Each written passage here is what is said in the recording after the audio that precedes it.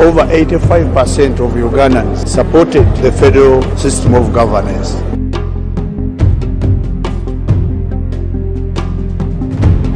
Ekintu kyokka ekigenda okututaasa bannayuganda bye federo. Museveni oba muhoozi tewali asobola kubeera mu buyinza.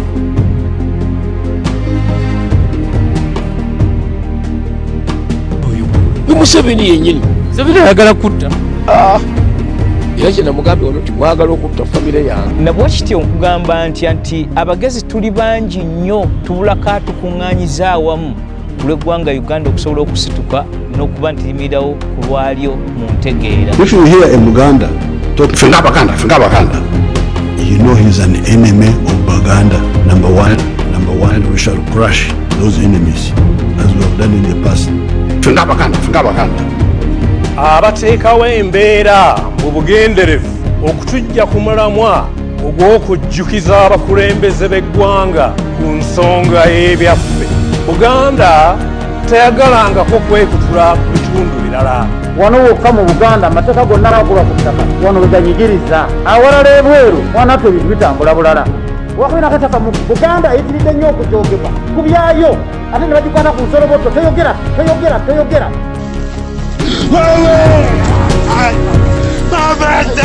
Wewe sirina njakusoma sirina bandi tutemere yange bandikoze ekirala. Cash. So if they could be, and this slows down the pace because we must have cash to pay. Police has a right to shoot you and kill you and you'll die for jail for now. Do it at your own risk. Ugu mwana kijanga group ya chagwa yintero ninja kujimaraho. You just wait. Awukanyonkorra hansi. Yimwe mwikaruko yegura oye awukanyonkorra hansi. Ayagala kukola ki sekusaawo mutabani we obwo si bwakabaka tutusizza kuwa president emirundi kati musanvu.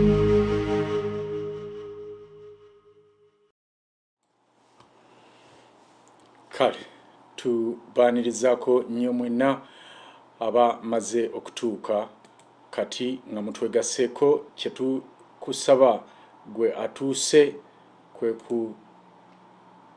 kugabana programu eno ne banno oleme kubasubya mu kisobooli awo kutegeera bino. Nze Kimbugwe ku lwa bannange bonna okuva mu UNN production bwe tukuteekerateekera bino byonna bye tukutuusaako wano era nkakasiza ddala nti kye bafumbye oba kye tufumbye leero kiyidde bulungi ne kiboobera ate nga ddala weetaago kiyiga naddala ggwe ayeetaaga enkyukakyuka mu ggwanga Uganda. Olwaleero ennaku z'omwezi ziri 25 era nga omwezi tukyali mu gwa January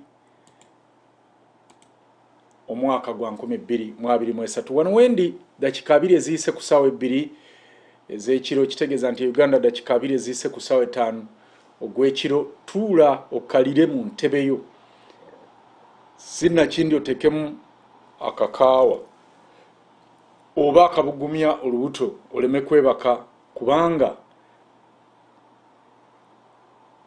akaleero kawanvu muuko naye nga buli ekirimu kyetaagisa. Era nja kusabamu abasalamu buli lwolaba tukyusiza omulamwa awo ojja okurikodingira abantu ate omaleyo then emiramwa gye mbaleetedde giwerera ddala 6 kale oba 5 gy'emikulu kubanga 6 nja kuba nfundikira bufundikizi gyonna gyetaaga abantu bannayuganda okugitegeera n'okumanya ebituufu biki ebirimu kubanga tutandise okufuna bangi abajja ku board okutaputa federal ekitali kibi naye lwakuba abamu babitaputa bubi. Kakati tuzze okubaako boolyawo bye tutangaaza oba bye tukiriyalinga. Twataddeyo omutwe okugamba nti making a clarification and laying emphasis on what we stand for, a brief response to dissenting voices. Songa ate ombala gwagambye nti there is a need to clear the clouds and clarify our position. Many voices are now coming up advocating for the federal system of governance. However, care must be taken not to wholesomely believe in every voice that speaks about federalism. While some seem to misunderstand the whole concept, others still attach it to a particular tribe. Sijja kubaluisa era wano wenyini wenjagala tutandikire programu yaffe ne preamble. Nga omulwadde era bwateetabira kusinda nyongero bakubiriza okukola federal 5 oba 5 Friends of Federal Network. Abakikoze era n'abagenda mu maaso n'okukikola tubeebaza. Wabula namwe abatanatandika mutandike. Tukwagaza abantu bana. Abo betulowooza nti tozibya lunaku oba tomala naku ziri awo nga tobalabye. N'olw'ensonga eyo tubeere nga tukole ekyo ng'ekitandikirwako so that buli muntu asobola okuba n'obuvunaanyizibwa. Bw'omala okubafuna n'obasomesa federo oba n'obalaga ebyo byotegedde n'obabulira gwe byotegedde then nabaate baleke banoonye abaabwe wadde ng'ate basigala era babo. Naye tukwagaza abantu abana bwe tugamba nti tubeetaaga nga otambuzaawo na bigere okubafuna. So tofuna bali bunaayira, twagala abo boolaba n'oyogera nabo maaso ku maaso nga teweetaaga mukubira ssimu ng'omwetaaga. Oddukawo budduzi oba otambula butambuzi n'oyita mu bitooke byawo n'omuga nti waayi kino kye kiriwo. Beeba abantu be twogerako. Katugende ku preamble yaffe nkakasa ekyo kituuse mu matu gammwe. Kale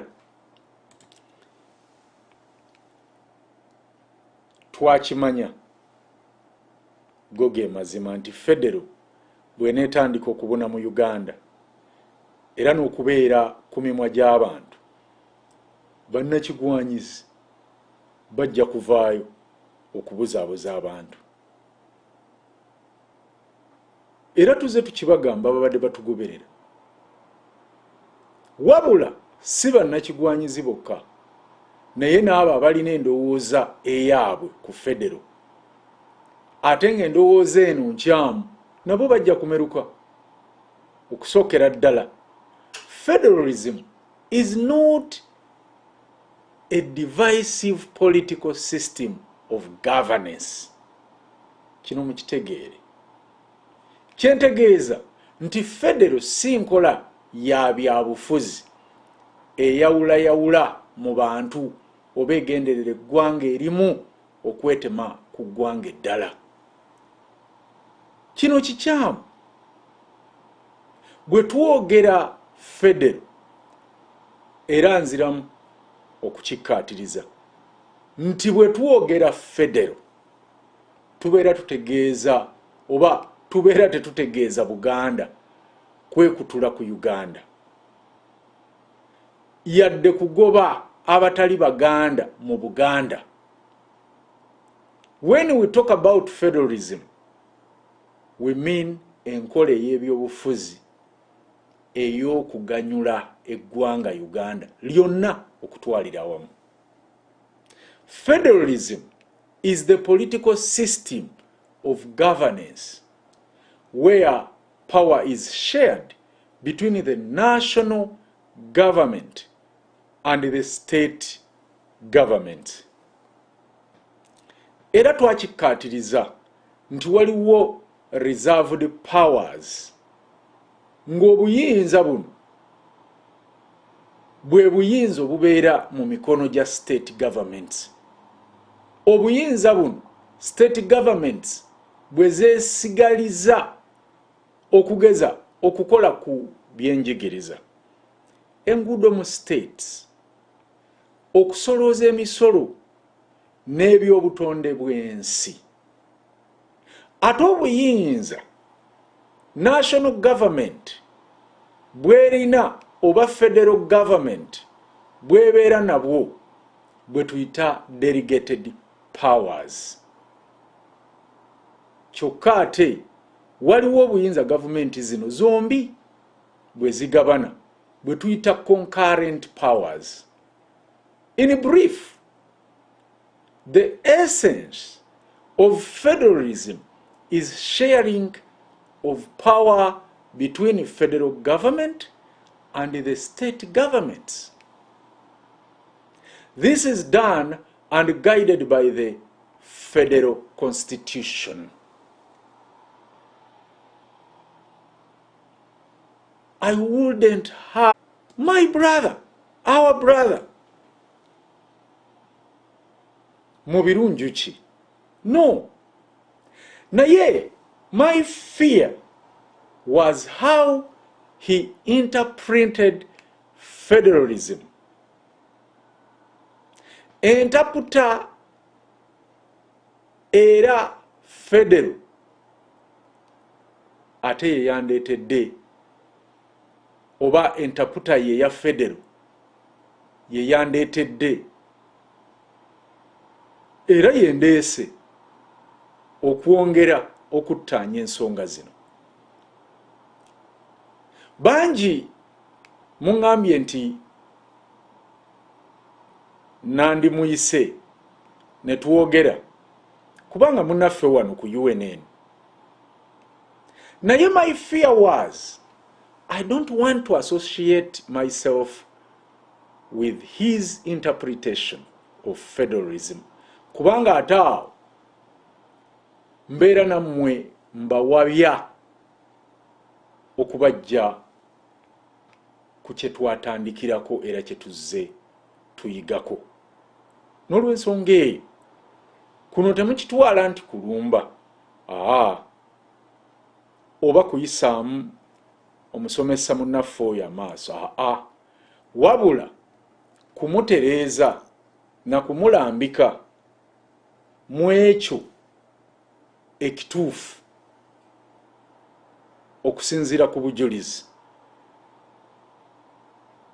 bwe tuzze nabo era bwe tuzze tubalaga wano nga tusomesa, kubanga ffe ebyaffe wano bisimba ku butuufu oba ku facts. So olunaku olwaleero lecture yaffe eno egenda kutambula oba egenda kutambulira ku miramwa gino gye mbagambye nti buli mulamwa mugwawule. Bwe muba musalamu obuntu buno mbeegayiridde mufube okulaba ng'omulamu ogwo guggwayo.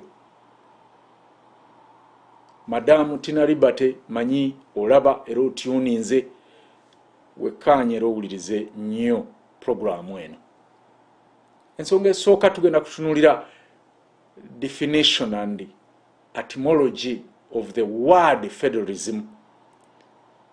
Ensonga ey'okubiri tujja kutunuulira federalism, federation and confederation. Bino nno byavuyiza muganda wange enjuki ne bikamala, oba yeye yabivuyiza simanyi, naye ndowooza bwe tukizza mu ngeri entuufu yagoyezza amayuuni n'akirako nalunga. Ensonga ey'okusatu federalism and decentralization nabyo yabitapuse kifuula nnenge. Ensonga ey'okuna federalism and monarchism wano nno abasinga bw'ogattako n'ekyokutaano federalism and association and secession wadde bambuuziza ekizibu kye nga bazzukulu ba Buganda ate n'ata kyogera wabula n'agenda ku kirala. Bino bye bibatawaanya batabika federalism ne monarchism, ne batabula federalism ne secession. So tujja kusembyayo conclusion era ng'enkola yaffe bwetera okuba. Nsaba muganda waffe mutaaginge abamanyi emikutu gye abeerewo asome bwe kunaabanga kwe kusiima kwa UNN ate naye kennyini nkya tujja muleeta mu studios wano, nja kuba ne Pookino kati bino njagadde mbireete nga tannajja oba oli awo bimuyambeko okumugayidinga ku argument ye gy'ayinza okujja nayo wano mu studio, kubanga abantu babuulira naddala abasomedde wano bamanyi ebintu bino, so nga ate tetwetaaga kumufiirwa mu revolution eno. Abalwanyi abasinga obukulu kati be basomesa, n'olw'ensonga eyo yenna gwe tulaba nga alina eddoboozi era asobola okusomesa, kiba kirungi n'alambikibwa ebyo ebituufu na butya bw'ayinza obisomesa mu butuufu bwabyo. Nsaba wano wenyini tugende ku kyatuleese kubanga preamble ewedde. Omutwe twagambye nti guli making clarification and laying emphasis on what we stand for, a brief response to dissenting voices. Tutandise n'ekisooka, definition and etymology of federalism. Kubanga wano we yatandikira kukunnyonnyola ekigambo federalism waje kyava. Abamu mubisomyeko wano naye muddemu nammwe mubiwulire ate naye akiwulire kimuyambeko oba oli awo ne bazzukulu ba Buganda bakulembera oba gyakola nga secretary, kubanga beetaaga okutegeera ebintu mu butuufu bwabyo, kubanga ekyennyanja kifa mutwe. Bw'anaaba ng'akyamye ojja kwekanga nga na bonna baatwala bakyamidde omwo bwe baba nga tebannakyama oba oli awo. So bwe twogera ku etymology tubeera tutegeeza ensibuko oba root y'ekigambo. Ebigambo ebisinga bye tukozesa mu nnimi engwira modern languages bisibuka mu ancient languages, abamu ze muyita dead languages. Okugeza ebigambo bingi mu Lungereza, which is the poorest language I ever seen, biva mu nnimi ndala. I say English is a poor language because its words are merely derived from other languages. Ebigambo bingi ebisibuka oba oluzungu luno lulina ebigambo bingi bisibuka mu Lulatini na Lugiriki oba Oluyonaani. Many words used in the modern languages come from Latin, Greek, Aramic, oba Arabic, Hebrew and Hindu. Okugeza ekigambo ky'Olungereza malpractice kiva mu bigambo bya Lugeriki bibiri. Mal, M-A-L, ekitegeeza bad. Malo oba malo, M-A-L-O, eky'Olulatini, ekitegeeza bad or evil. Then waliwo male oba male, M-A-L-E, kino kiva mu Luyitale, ekitegeeza bad or evil. Ne wabawo mal, M-A-L, kino kya Lufalansa, ekitegeeza bad or evil.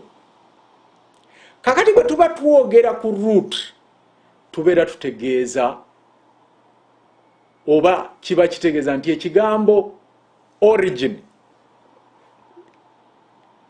oba ekigambo origin y'ekigambo erina okubeera nga ennukuta eziri ku root ze zimu n'ezo eziri ku kigambo ekiri translated.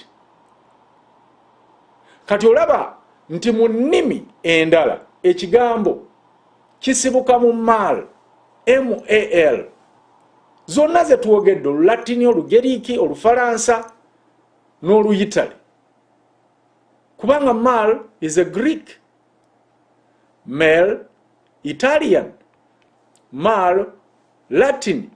Kyokka Omungereza akugamba nti kiri bad oba evil. Kakati wano mbulira mu leeta ziri bad ajirawa nga byonna ebigambo bibadde bitandisa M ye n'akola B, ekirala ekitegeeza kye kimu n'atandisa E. Kati ekigambo ekirala is practice, kubanga njagadde kukozesa kigambo malpractice. Practice kiva mu Lugeriiki, still kiwandikibwa praxis, praxis, ekitegeeza action, all to do something.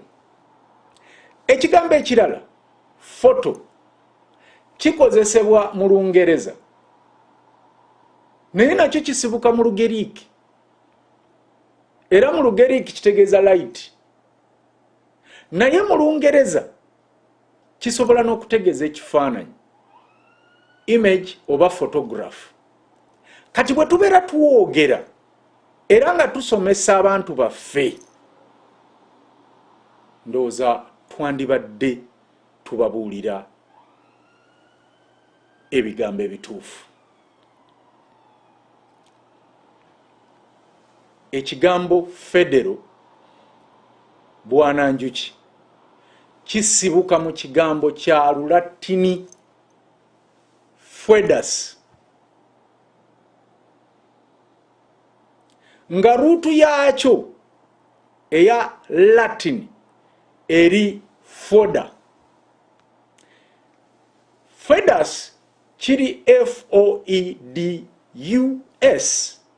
then ekya Olulatini oba mu Lulatini oba ruutu yaakyo oba ensibuko yaakyo kiva mu foda, which is FOEDER, of fedas, ekitegeeza covenant, liege, treaty or alliance. Era ekigambo kino kirina ne root mu French federal, FEDERAL.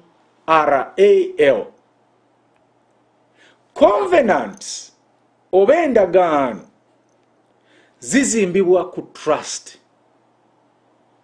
and faith, obwesigwa n'okukkiriza. Kati the adjective of the root of the word federal becomes fidus, FIDUS, nakyo kya Lulatini ekitegeeza faithfulness oba loyalty.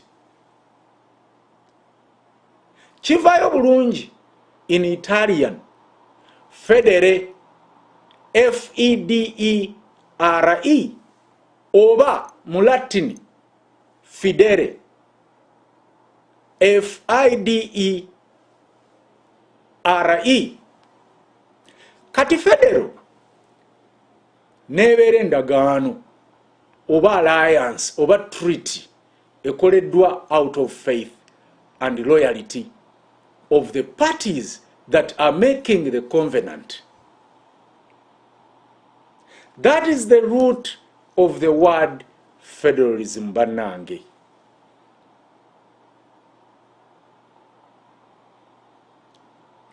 Tewabaddayo kubabuzaabuza.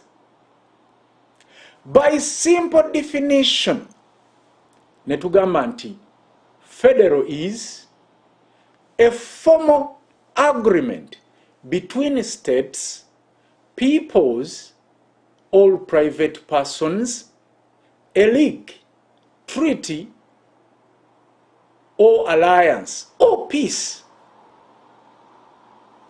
a marriage compact.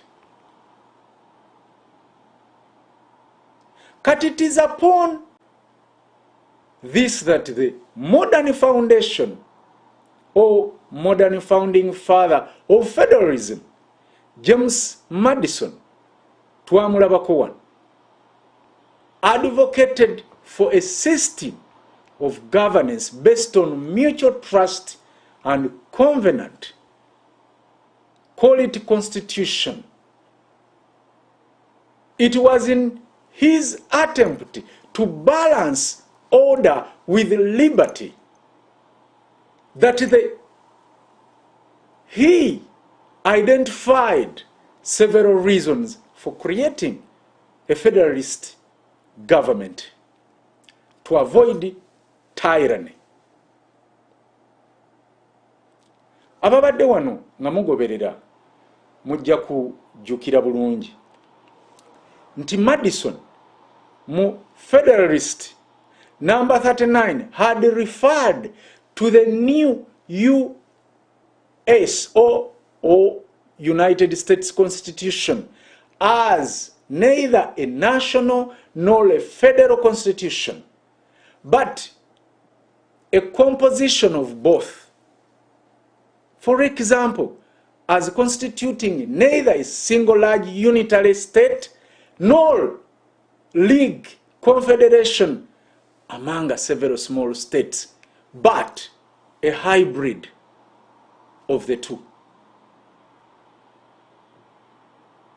Now, federalism nefuuka enkola ey'ebyobufuzi eyesigamye ku ndagaano, covenant or constitution, esobozesa okugabanya obuyinza wakati wa gavumenti eya wakati, federal government, ne state oba regional governments. Eno is the definition of federalism that comes direct from the root of the word. Era sirina nze kitabo kyensomye kiwakanya nti federalism teyesigamiziddwa ku ndagaano, constitution, era nti ekwata ku kugabanya buyinza. Unfortunately, kino muganda wange mu birunjuki ate ye kyeyaganye. Era nga bwenja okumwanukula mu maaso awo, nkakasa abalabye program gye yakola ne munaffe Wamala ku Uganda empya oba ku mukutu gwa Uganda empya, ndowooza ye program y'enjuki esembyeyo. Bwe mugenda ku Uganda ey'enkya mujja kusangayo programu eno, era gye ndi ku ssaawa eno mu kuttaanya oba mu kuggyamu ebyo bye nawulidde ebyabadde birumira. Tugenze ku nsonga ey'okubiri, federalism, federation and confederations, kubanga wano yavuluzeewo n'akamala. Obuzibu bwa argument ya muganda wange mu birunjuki bwabadde kutabula federalism as a system of governance, federalism as a genus, ate ne federations as a subset oba regions oba states ezettanira oba ezikulemberwa mu nkola eya federal. Federations ze twayita species. Ababaddewo wano nga musoma kyekimu era munnaffe entaputa ye eya federations ne confederations yabadde yabitege nnyo. wano wenjagalira twawule ebintu bino tubeere clear. Abajjukira mujjukira katebo kano nkazizza era tusobole okuddamu keetegereza.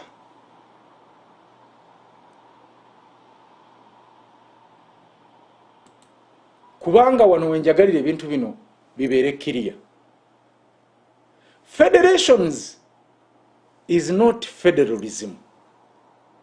No. Federations ge mawanga bye bitundu ze state oba nations ezitambulira wansi w'enkola ya federal. Ziyitibwa federations olw'enkulembera gye zirimu.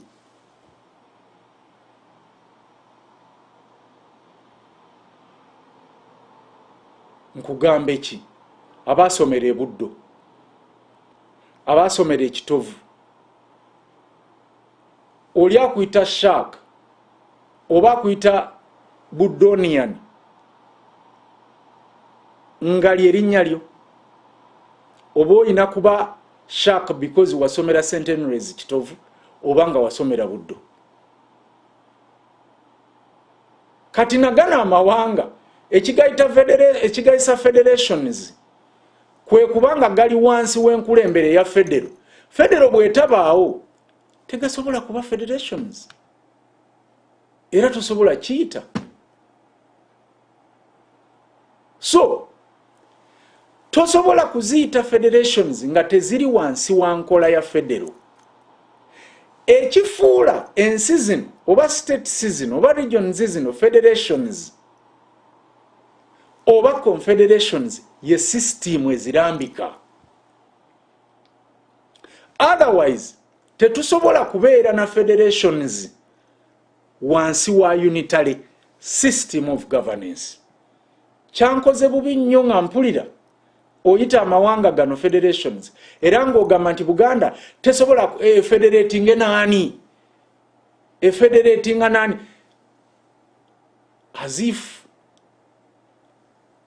Buganda esobola okuba federation oba nkole oba akyoli without the federal system of governance.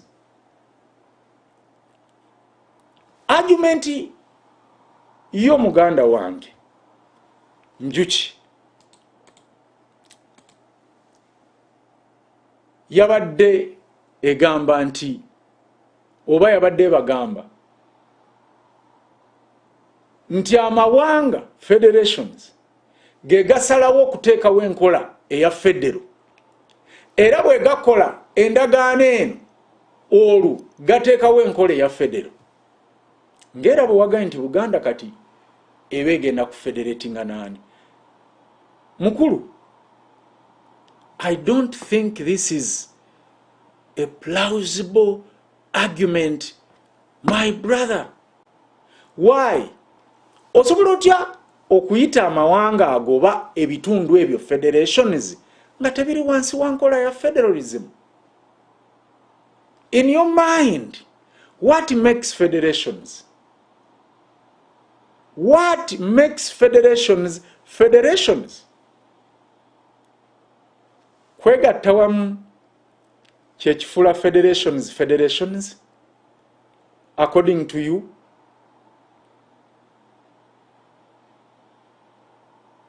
Okay, according to you, yes.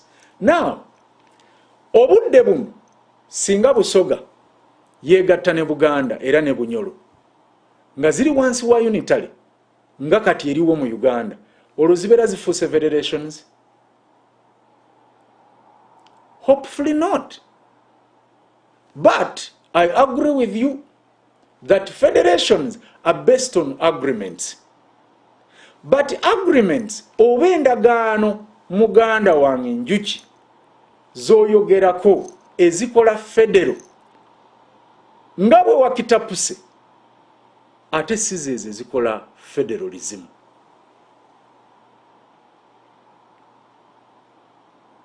Toddamu n'olimba abantu. Oyinza okuba obadde tokimanyi naye kati kitegeere. Endagaano zino eziri wakati wa states oba federations ezisalawo okuyingira endagaano ate ekikolebwa kyekiyitibwa confederations. Right? So federalism is based on agreements, but these agreements are between the state government and the federal government. This is a mistake that my brother Njuchi made. He confused the federalism, genus, with federations, species, and confederation, or federation subspecies and confederation species. Kano ke katebo ketwasomerako wano kyovula bambeera mbagamba nti abantu abagaana abantu okulaba UNN be bagenda okutuluyisa okufuna enkyukakyuka eya namaddala. Byonna nabirambika mubyetegereze, musobola okukuba ka screenshot kano ne mwongera okusomesezaako abantu. Mwami Njoki yatabudde federalism, genus, ne federations, subspecies, and confederations, species, which was a terrible mistake. Kambabulire nalabye video mukulu Njoki gye yakoze. Nabadde ngaali ewa dentist wange. Gwe baali bakuddemuko ku linnyo osobola okukakasa obulumi bwe nalabiddemu video eno. Kambabulire, scholars have surrounded the term federalism with these concepts: federalism, federation, and federal systems. Era wano nga bwe twalaba Preston King ababadde bagoberera programs zaffe bino ebintu byonna bannange nzize mbisomesa. Twalaba Preston King si yekka, era ne tulaba ne Watts ne Eliza nga batugamba nti a federal political order is here taken to be the genus of political organizations that is marked by the combination of shared rule and self-rule. Muganda enoonye ekitabo ky'omusajja ono kyewandika mu 1988 ogende ku muko ogw'ekikumi ogenda kuwongera okutegeera kino. Bwe twogera ku federal tubeera tutegeeza amaka amanene genus agatambulira ku nkola ey'okugabanya obuyinza ate era n'okwefuga. Kino kitegeeza nti national government egabana obuyinza ne state governments olwo state governments ne zifuna self rule oba ne zibeera nga zisobola okwefuga n'okukola ku nsonga zaazo awatali kuzikuba ku mukono. Bantu mmwe mutuwe chance tutereze eggwanga Uganda. Kambabulire zino doctrines ze tukola ziyinza obutagasamu abalaba kuba abamu obwongo bwatalagga. Mwalemera ku bannabyabufuzi kubanga kye musomeseddwa ebbanga, naye ate abaana bammwe zino video ze tuteekayo bagenda kufuuka abanunuzi oba oli awo balitereza eggwanga lino. Singa munaasigala mwebase tetugenda kukkiriza banaye muntu kuva eri kwonoona musiri gwe tuterezezza tuti naye nga talina na fakiti yonna kweyesigama wabula y'ebikwato oba bye yawulira oba bye babeera mu mboozi.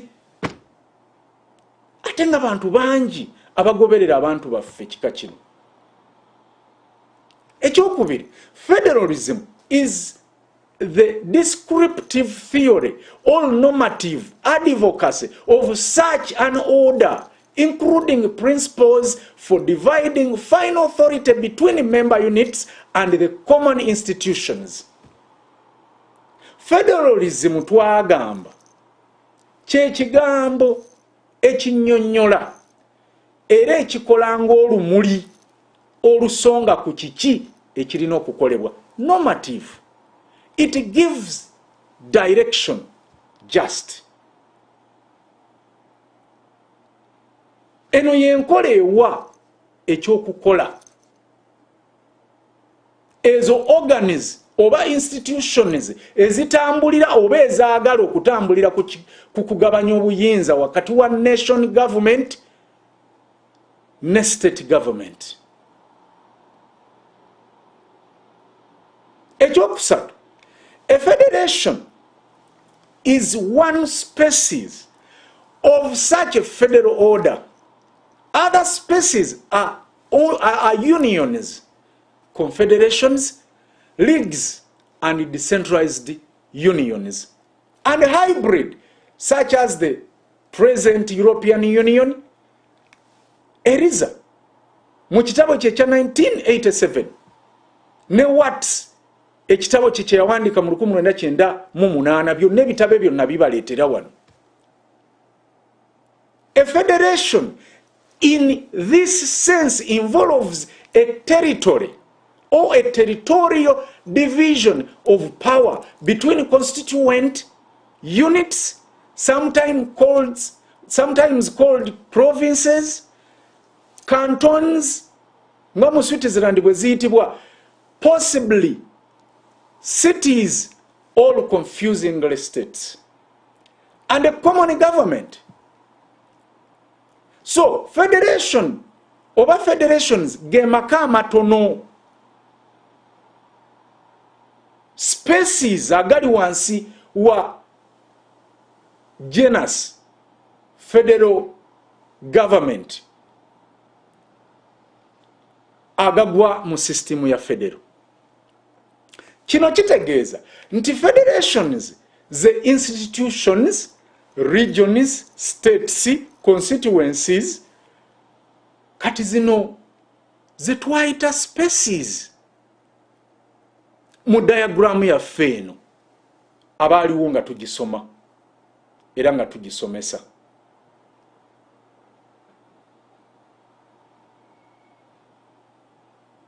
Banange teri kiruma nga muntu kutaputa bubi byosomeseza, kubanga bw'atabitegeera it's okay na keeping quiet, naye ate okujja n'abyogera ekifuula nnenge. Owulira pain. Kino abasomesa kyenjogerako abasinga mu kimanyi. But why?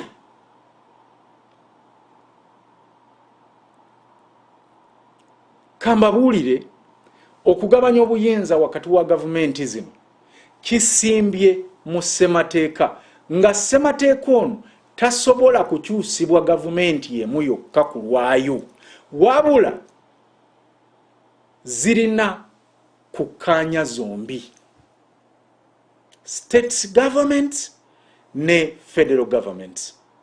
This division of power is typically entrenched in a constitution which neither a member unit nor the common government can alter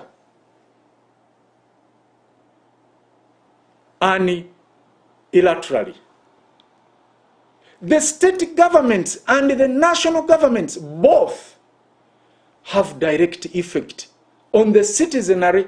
The central or national government operates on the individual citizens composing the national, and the authorities of both are directly elected.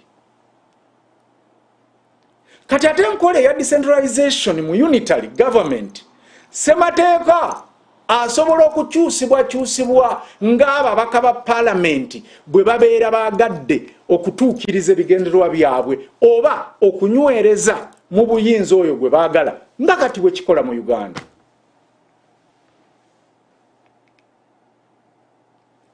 Bulijjo wano tubagamba nti ekizibu kyaffe mu Uganda be bannabyabufuzi nga muwakana.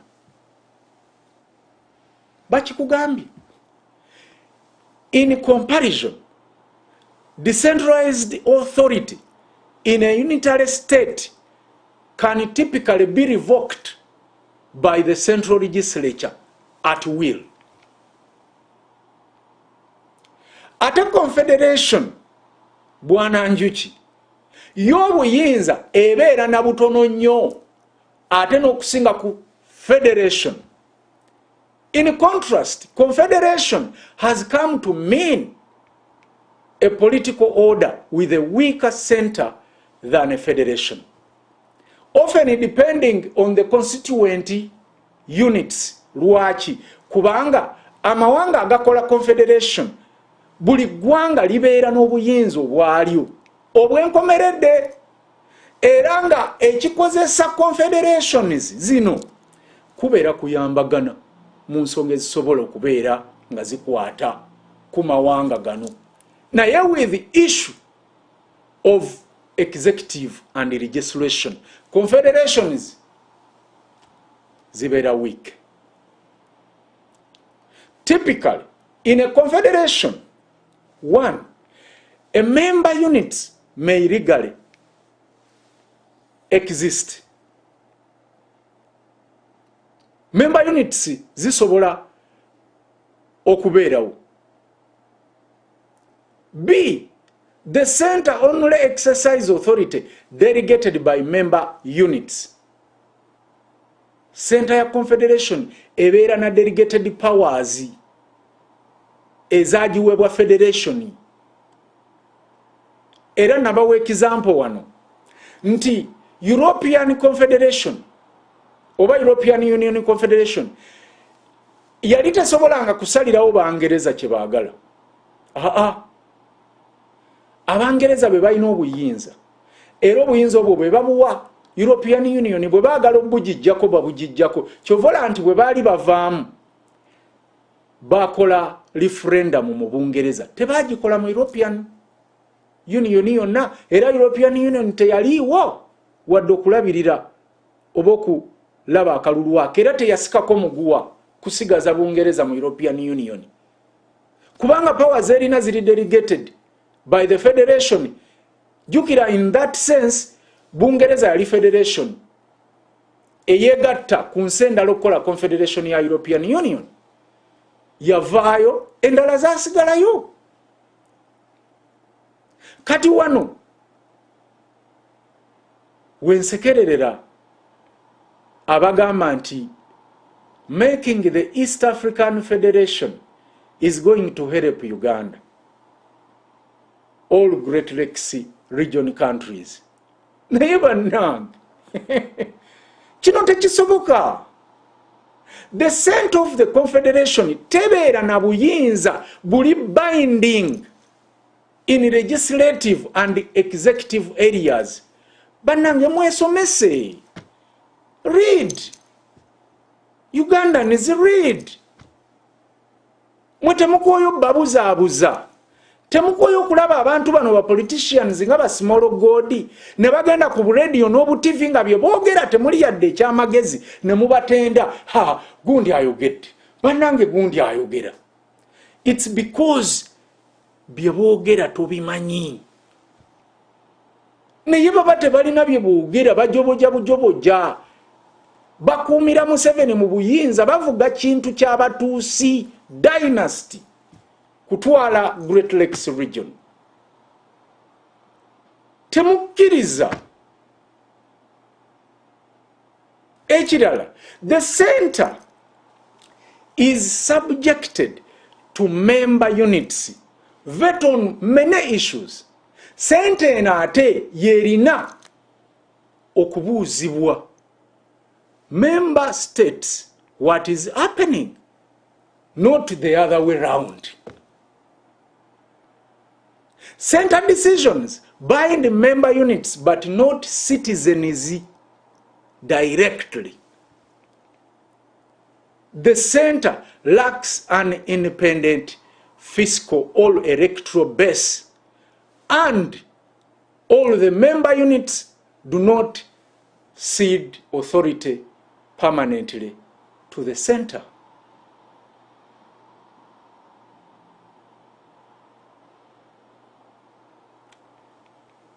Confederations zikolebwa kyeyagalire. zisimbye ku ndagaano ku nsonga ezimu si zonna. Confederations are often based on agreements for specific tasks.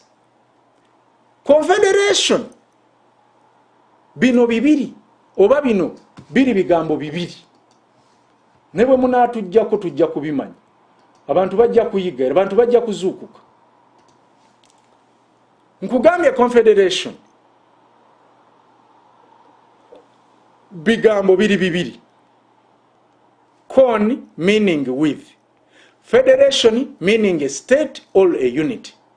Kati confederation yekolebwa units ezisalawo okwegattira awamu. Wano we nabuuliza nsonga ki ekozesa East Africa Federation oba Great East African Region Confederation etasobola kuggwa na ndagaano? No one answered me. It is the same question that I asked today. Chikube naku okugamba nti mulimu East African Confederation oba nti mwagala kukola Confederation nga mweke nnyini ate mwe mutulugunya bannammwe mu ntalo. Kiruma. Kubanga Confederation zino zikola kwekuuma. Aba bayinza okuva ebunaayira okujja okubalumba. Kakati ate mukola mutya Confederation ate nga mwe mwennyini mwe mutulugunya bannammwe, mwe mutta bannammwe, mwe munyaga bannammwe ate be mwagala okukola nabo Confederation. Kubanga DRC Congo is aware that Uganda and Rwanda be babasibyeko entalo era be batta abantu baabwe. Naye Uganda ekanya kugamba twagala kuzimba East African oba East Africa Federation. Really? Eno plan is more than chiche batugamba kambabuli. Kambabuli. This program is more than chi bana abantu che batugamba abatusa bawomyemu omutwe naddala Museveni oyo ne Kagame.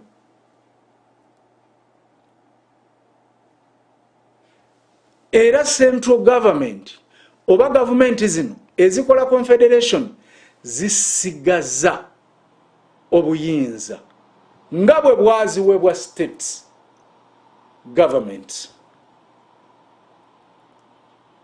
Thus, many would count as a confederations. The North American states during 1776 to 1787, Switzerland 1291 to 1847, and the present European Union, though it has several elements typical of federations. Kati confederations zisobola okubeera symmetrical oba asymmetrical. Now, in asymmetrical, con oba confederation, the member units have the same bundles of power. While asymmetric confederations such as Russia, Canada, the European Union, Spain, or India, the bundles may be different among member units. Some member units may, for instance, have special rights regarding language or culture. Some asymmetric arrangements involve one smaller state and a larger, where the smaller partakes in governing the larger while retaining sovereignty on some issues. So, in symmetric constituent units, the member units have the same bundle of power. Njagala wano muwulirizeewo nnyo. Kati mu design yen eya symmetric constituents, ebitundu bino constituents zibeera n'obuyinza bwe bumu. Ate mu nkola oba design eya asymmetric federations oba confederations, obuyinza busobola okubeera nga bwawukana mu buli constituent unity. kati units zino ezimu zisobola okubeera okugeza nga zirina amateeka agakwata ku lulimi n'obuwangwa ate amalala nga tegalina, amalala ku byenjigiriza ate amalala nga tegalina. Enkola oba kiyite design eno eya asymmetric confederation ekola mu mawanga nga Russia, Canada, the European Union, Spain or India, while in asymmetric confederation such as Russia, Canada, the European Union, Spain or India, the bundles may be different among member units. Some member units may, for instance, have special rights regarding language or culture. Enkola nga zino ez'okulaga design era n'okukozesa designs za federal ziwa state governments oba ne member states obuyinza obwazo ku bintu ng'olulimi, obuwangwa n'ennono, naye ate nga bino bitambulira mu confines oba the constitutions n'ebikolwa bya central government. Such federal political orders often grant some member units particular domains of sovereignty. For example, over language and culture or cultural rights. In an asymmetric federation, while maintaining broad scope of action for the central government and majorities. Example including India, Belgium and Spain. So, ng'ogyeko federation orders zino ezisimbye ku bitundu, naye era waliyo ne orders ezitasimbye ku bitundu, nga zino zisimbye ku bantu abafaanaganya empisa, obuwangwa, eddiini n'ebintu ebirala. Na bano basobola okubeera ne federo eyaabwe yadde tebalina kitundu mwe basaliddwako nti kino kyabwe. In addition to territorially organized federal political orders, other interesting alternative to unitary states occur when non-territorial member units are constituted by groups sharing ethnic, religious, or other characteristics. These systems are sometimes referred to as non-territorial federations. Enkola ngeno eyamba minority groups okubeera ne autonomy. Such arrangements allow displaced cultural minorities some cultural and personal autonomy with territorial self-rule. So, Muganda one, your argument that federalism is based, or federations are based on freedom, it is also wanting. Well, it is out of freedom that units federate. Naye era freedom when ebeera constrained the moment a confederation is made.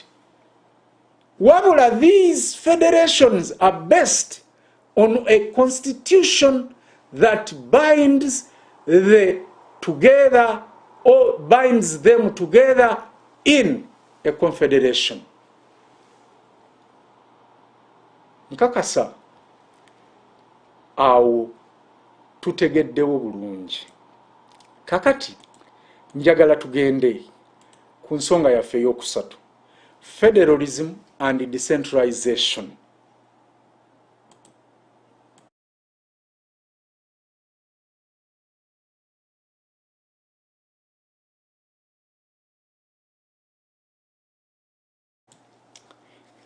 Kakati wano nawo weetaagisa.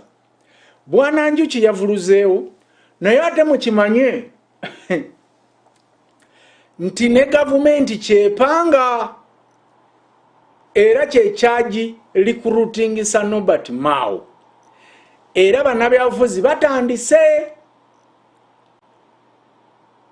okubityebeka nti tuwongere mu decentralization y'amaanyi. Engabanya y'obuyinza wakati wa gavumenti eya wakati ne gavumenti ez'ebitundu kyekinyusi ekikulu ekiri mu federal system. Naye era nga system yonna era ne federal erina designs nga bwe twazirabye oba nga bwe tuzirabye waggulu. The distribution of constitutional powers between governments is a major feature of all federal systems.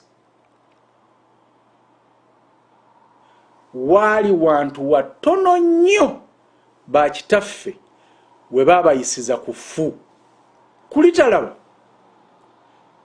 Era mpulira ne bannabyabufuzi bangi kati nga baga nti amaanyi kati gateekebwe mu decentralization. Kansubire nti baawulidde ka analysis oba banaawuliriza ka analysis ku asymmetry era ne danger ya decentralization singa tewabeerawo constitutional asymmetry. Nsaba mubayite bannabyabufuzi bammwe bonna bajje basome mubataaginge bwe baba beebase at least banaasoma enkya. Mubayite basome. Naye bannange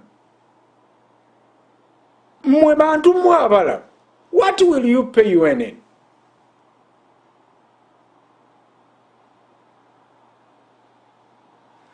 Kakati wano we baayisiza bakitaffe kulitalaba. Decentralization erina futures ngeza federalism. Naye ekyawula bino byombi siwa wezikola na buvunaanyizibwa bugabanyiziddwa wabula ssemateeka ew'obuyinza obw'obwebange regional governments era ne zisobola okukola emirimu gyazo nga teziyingiriddwa yadde okutunuulira gavumenti eya wakati era ne zisobola okukola ku nsonga zaazo n'okuganyulwa mu by'obugagga bwe zirina. Kikyentegeeza, although federations have often been characterized as a decentralization or as decentralized political system, what distinguishes federations from decentralized unitary systems is not just the scope of decentralized responsibilities, but the constitutional guarantee of autonomy for the constituent government in the responsibilities they perform. Kankadde. Although federations have often been characterized as a decentralized political system, what distinguishes federations from decentralized unitary system is not just a scope of decentralized responsibilities, but the constitutional guarantee of autonomy or autonomy for the constituent governments in the responsibilities they perform. Mulete Kyagulanyi ne Bamuhoozi bababuulire bino oba balina ne kye babitegeerako naye be bali mu kuwaga nti baagala kukwata mu ggwanga Uganda. Can you imagine that? Bagenda ddikolera ki? Okujjako okutuula obutuuzi mu template ya kitaabwe oba mukama waabwe nabo batuvugira omwo ate batutulugunye n'okusinga ku ono. Kakati kyova olaba nti bw'osoma ekitabo kya Eliza kye nabalaze kino wano ekiyitibwa exploring federalism kyafuluma nno mu 1987 n'ekiwandiiko ekya Kaddugaloon Osege oba Osage ekiyitibwa a reassessment of federalism as a degree of decentralization yakiwandika mu 1990 ojja kusanga nti ate bano basalawo okunyonyola federal ng'enkola eri non-centralized.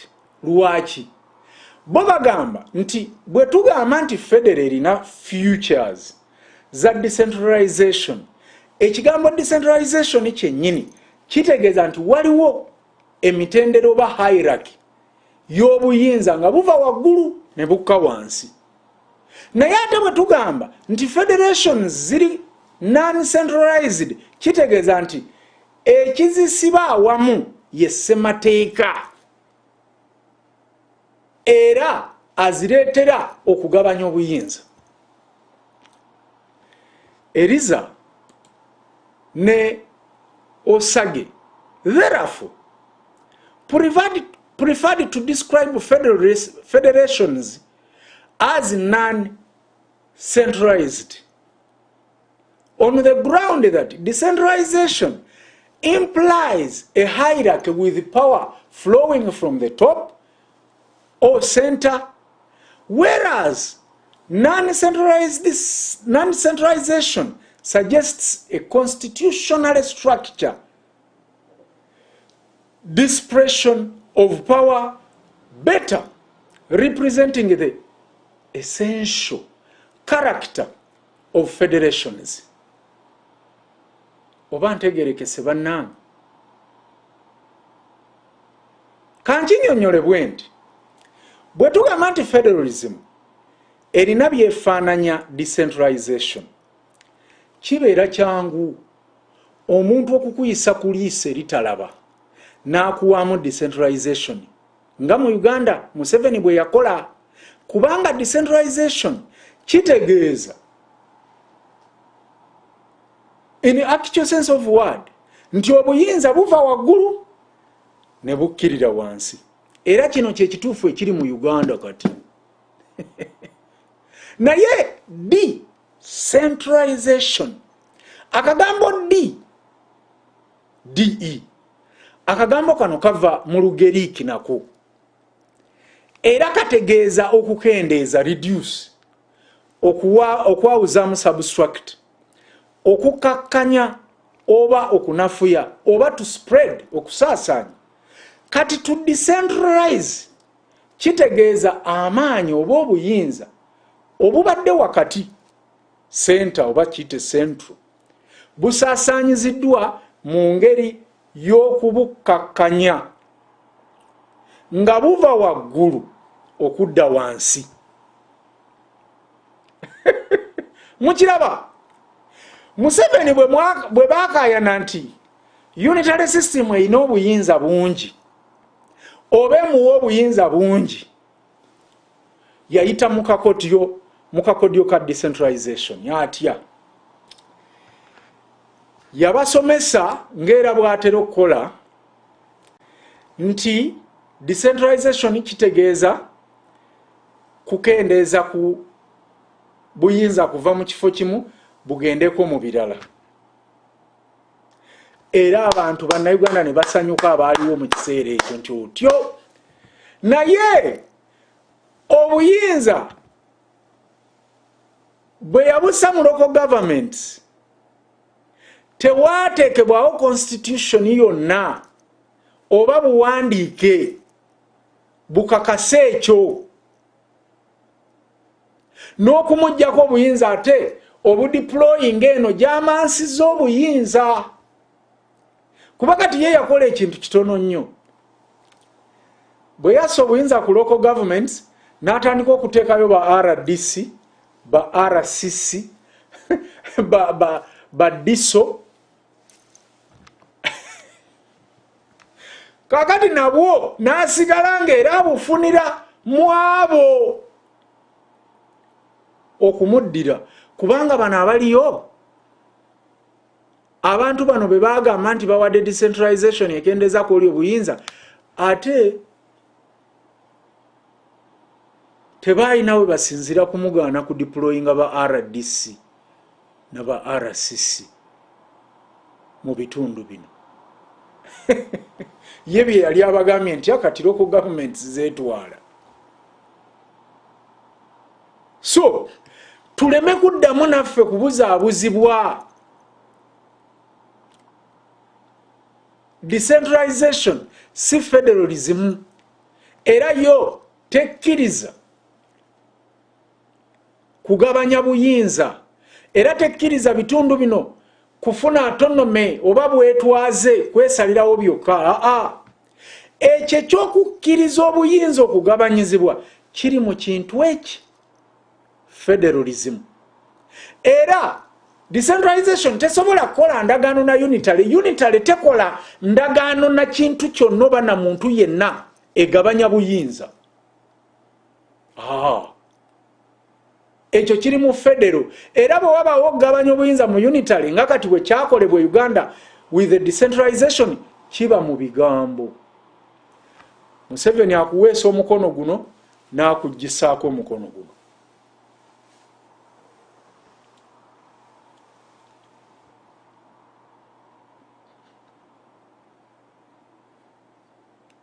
Simanyi oba bannange mutegedde ekintu kino bulungi. Mbagambye nti bakitaffe kye bataalaba era ne bannabyabufuzi mbawulira kati bayimba mpola mpola mukaama nti tunyweze decentralization. Naye ekyo kiri nti mu hierarchy ng'obuyinza nga buva waggulu okudda wansi ate obuyinza mwattu bwasigala waggulu mu ngeri nti bano abali wansi Museveni be yabateerawo nga local governments tebalina kye basobola kusalawo. Lwaki? The answer is simple. Tewali constitutional asymmetry in the decentralization system of Uganda. Kubanga unitary tekola ndagaano negabanya buyinza na muntu oba na kintu kyonna. All powers remain concentrated in the unitary constitution.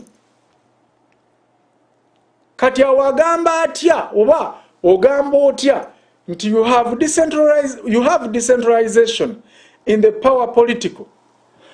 I mean in the proper political meaning of the word and practice. Simple logic.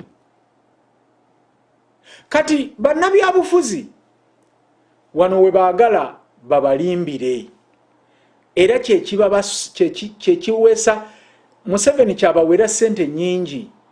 No, temukkiriza. Wano ku UNN twagamba nti tulinga batabuzi oba tulinga abatabuzi b'enkokoto. Omutabuzi w'enkokoto bw'aba atabula amazzi we gagezaako okutoloka waziba. Kino UNN kye tugenda okukola kijja kuva eri mmwe bannayuganda bannaffe okulemwa okutegeera federo kyeki ne baddamu okutuwa ebyoya by'enswa oba okutegeera federo kyeki ne tubanja kye twagala nga tukimanyi nti kyekino exactly. Yadde n'enjawulo wakati wa federal ne unitary decentralization ekkiriziganyizibwa bonna ba political scientists ne philosophers eriku the constitutional guarantee of autonomy for the constituent governments in the responsibilities they perform. Although this general characteristic distinguishes federations from unitary systems, naye mu nkola waliwo enjawulo. mu nkola ya federations okusinziira ku buyinza obuvunaanyizibwa ate n'ebyobugagga ebisangibwa mu kitundu ekyo. In practice, there is enormous variation among federations in the extent of the powers, responsibilities, and resources assigned to the different levels of government. Tewali lupimo lwetusobola kukozesa nti luwe luno olusobola okupima ngeri ki obuyinza gye buli mu bitundu bino era n'engeri gye birina okusalawo ku nsonga zaabyo. Naye obuyinza oba ebiyinza okusinga okuteekebwako essira y'engabanya y'obuyinza, engabanya y'ebyobugagga, ebipimo bya ssemateeka era neetaba mu byobufuzi eya buli kitundu. Awo essira weriba. No single quantifiable index can adequately measure the scope of effective jurisdictional non-centralization and autonomy of decision making within them. Among the multiple indices, not all of equal weight, to be considered are the distribution of legislative and administrative jurisdiction, the allocation of financial resources, decentralization to non-governmental agencies, constitutional limitations, and the degree of participation by the constituent unit governments in federal decision making. Kakati wano we wakulu mbegayiridde era ndowooza musooke n'okuwummulamu kubanga tudda ku Federalism and Monarchism. Ate bwe tumala tudde ku Federalism and Secession. Wano nno we watawaanya bazzukulu ba Buganda. Naye bannange neetaaga okufuna ekyokunywa mu nsaasire. Nammwe mukifune mweteewuluze nzije tuwulire bino kubanga bikulu era bikulu ddala.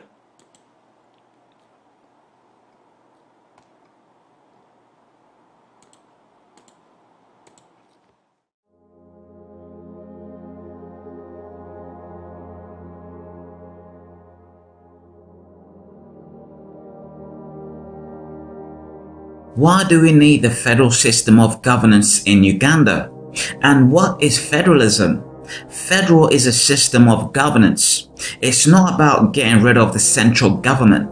It's not about party politics.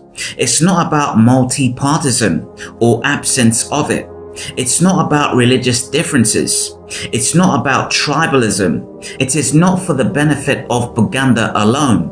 It's not about monarchism. It's not about land or dispossessing people from land. It is not about supremacy of one region over another or others. It's about helping the central government to provide services more efficiently and provide more effective development to the people. It's about sharing power and responsibilities between the central government and regional governments. Federalism is about providing more prosperity, more wealth, more feeling of belonging and participation in governance by marginalized and non-marginalized people. The federal system of government minimizes possibilities of waging war against the central government. It minimizes internal acts of terrorism and discontent against the central government. It has inbuilt safeguards that ensure uniform growth for all regions of the country. and additional measures to make sure that the marginalized or less developed regions of the country can catch up through the system of equalization grants and affirmative action programs. This ensures that the regions with greater income and development contribute a percentage of their earnings to the developed areas which may be less developed. It should be noted that federalism, though different from decentralization, does not contradict or exclude decentralization. The two systems can and should coexist and complement each other at the regional level. Advocating federal does not mean or seek to get rid of decentralization from regional tier, nor does it mean getting rid of district MPs, LC leaders, or other regional government officials. To learn more about federalism, register and join UFCC at www.ufcc.uk.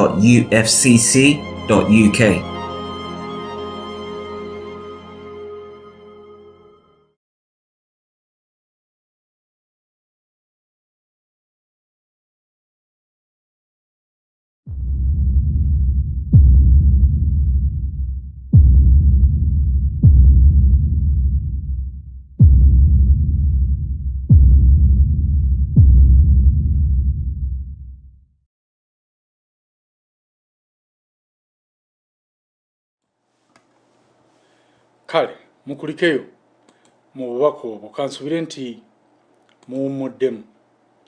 Kakati tugenda ku Federalism and Monarchism. Njagala mutaaginge bazzukulu ba Buganda bonna oba abagwa mu kibiina kino kubanga wano wabatawaanya nnyo. Tebaatula kye baagala naye kye boogerako oba kye baagala tuddemu ye Monarchism. Kino nno kyatawaanyanga ne muganda wange mugenzi kati Jakana. Naye kyakola bubi nti ate Katonda we yamuggira mu nsi nga ntandise omutereeza obanga tutandise wano mu moldinga okutegeera ekintu kye twogerako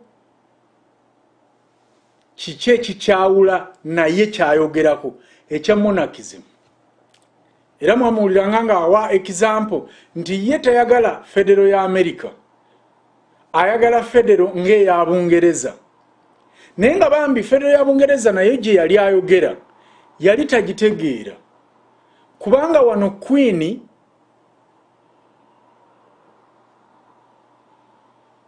ekitiibwa kyalina oba kati King aliko kiri ceremonial, talina any powers kusalawo ku kintu kyonna, wabula naye alina bubeezi representative agenda ku executive okumusakirayo bye baba basazeewo.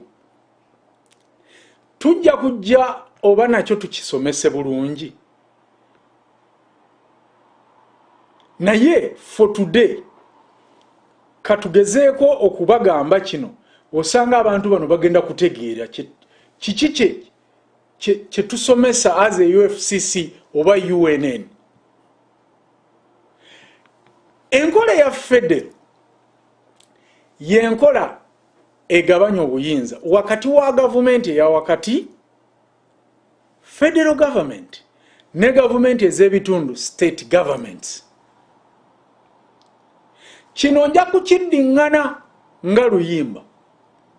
Federalism enables the federal states to be autonomous in their own policy making, while also coordinated inside the government framework.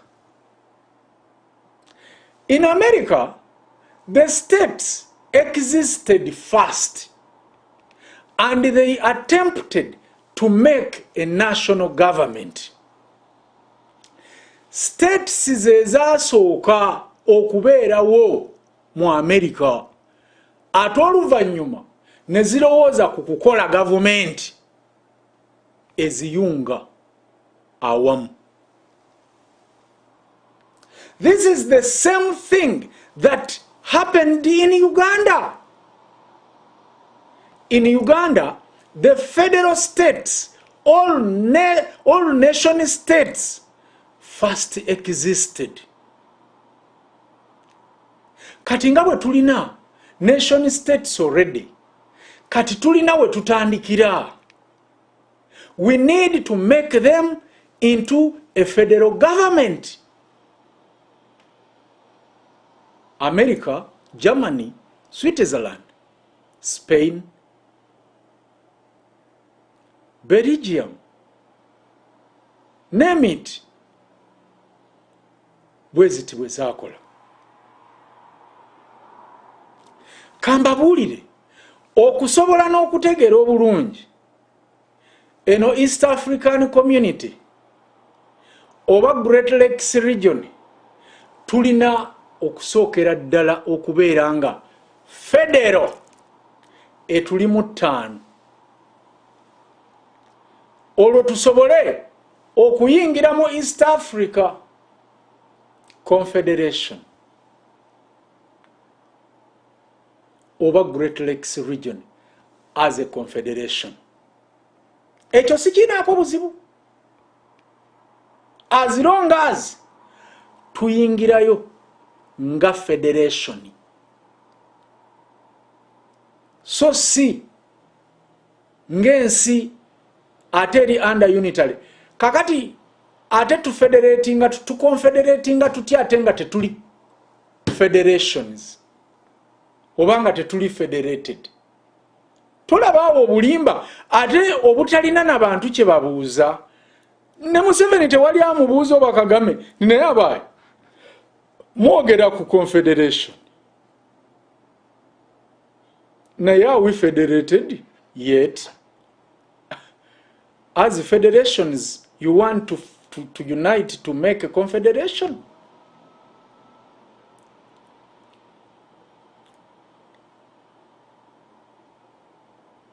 Ndowooza nja kwongera okuttaanyaawo. Mumanye difference between federalism, federations and confederations. Naye leero nkoze ekisoboka era ekimala. Katumalirize federation and monarchism. Federalism is the sharing of power between national and state governments. This is clearly stated in the Constitution with the checks and balances between the 3 branches of government: executive, judiciary, and legislature. Naye ate yo enkola eya absolute monarchism oba absolute monarchs rule through absolutism, all absolute power, bano banjuki gye boogerako n'abalala bannaabwe.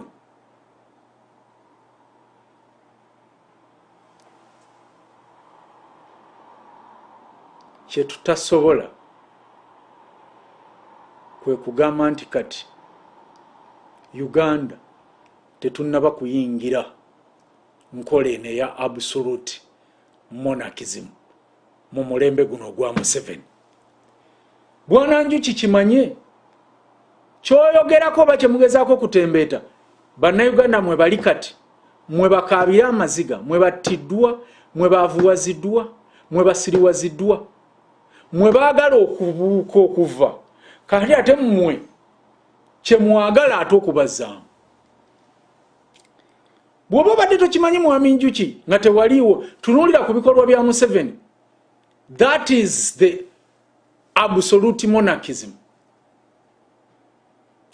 Bwe tubeera nga tetunnaba kuyingira nkola ya absolute monarchism mu Uganda, nze ku byendaba, kale lwe lugendo lwe tukutte.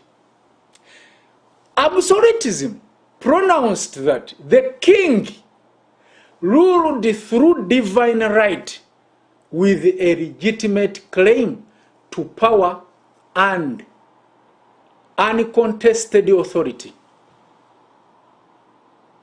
Omanyi bino temwagala bigamba bantu. Kambabulire enkola eno eya absolutism oba eya monarchism bano gye baagala oba mwami omugenzi jakana gye yali ayagala nga tannagimanya kuba twatuula wano ne tumusomesa.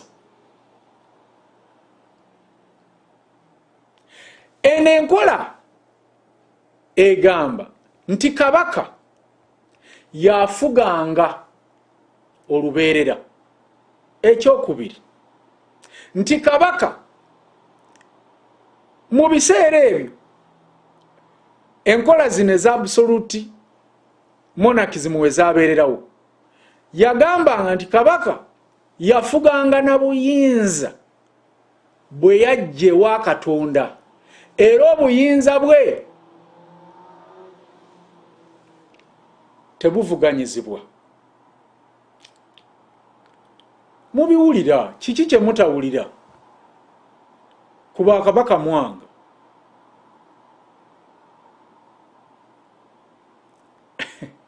Nga bw'alagira offe tosula, tewaba ene negotiation.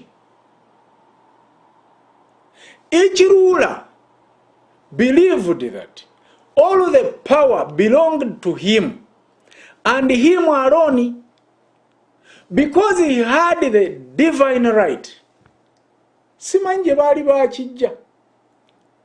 The kings in absolute monarchism demonstrated their supreme power by living luxurious lives, expanding their power by conquering nearby territories, taking up arms, and keeping people under their subjection, ensuring the complete loyalty of their subjects. Nabagambye nti kino kye tulimu Uganda. Museveni is a king, and and every politician is a king mu Uganda mu ngeri.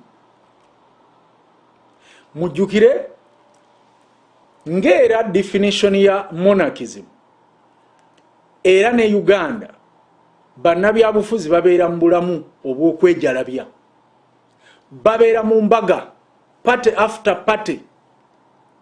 Museveni mumulabye awakankula entalo ku miriraano, ayagala okuwamba ebitundu ebimuliraanye, era bannayuganda bakuumira wansi wa bigere bye, era nga bannabyabufuzi bwe bakola bannayuganda eyo mu bitundu gye babeera okubafukamiza bababeeko kye babawa. Kakati osobola okuŋŋamba nti e Uganda tetuli mu absolutism oba mu monarchism. Monarchs, by commissioning buildings and monuments, displayed their power over their entire empire. Abafuzi bano okulaga amaanyi gaabwe mu mawanga ge baafuganga, beekoleranga ebijjukizo okugeza ebibumbe byabwe byabeeranga mu bibuga wakati. Ndowooza kino mukirabe Uganda. Baakolera juzi Museveni ekibumbe ku office za SFC, ate nga alina n'ekibumbe wali ekatwe simanyi oba kati baakijjawo mu Kalitunsi awo.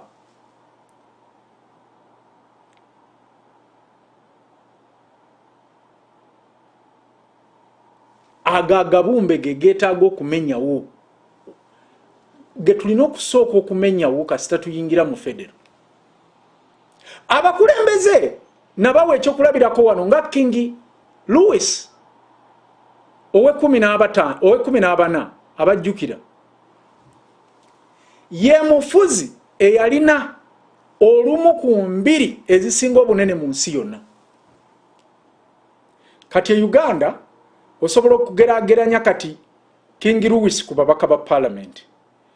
Uganda mbadde mukimanyi nti yesinza parliament ennene kati mu East Africa, sinna kindi mu Africa, ate nga bakyayongezaayo bazimba. Kati bakugamba nti oyo King Louis abamumanyi bali bamusomyeko ye yalina olubiri olusinga obunene mu nsi yonna. He demonstrated his total power on the grounds that no builder truly wanted to build a royal palace in such a place. Yadde ono King Louis yalina ebitundu bingi, ebintu bingi, naye King Louis oba King Louis yali si mumativu na bintu byalina, era teyali mumativu na lubiri lwe. Yes, he was not satisfied with his palace. Yagenda nga mu maaso buli mwaka nga agattako ebisenge nga bwe mulaba parliament kati bwe bakola parliament ya Uganda. He kept adding numerous luxurious rooms and addition to versaries.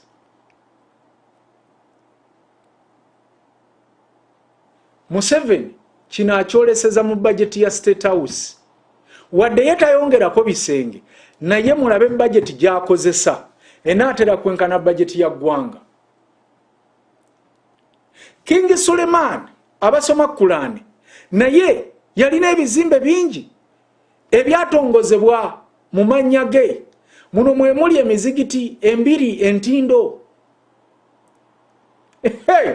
Absolute monarchs did not only use architectural work to show their might or power,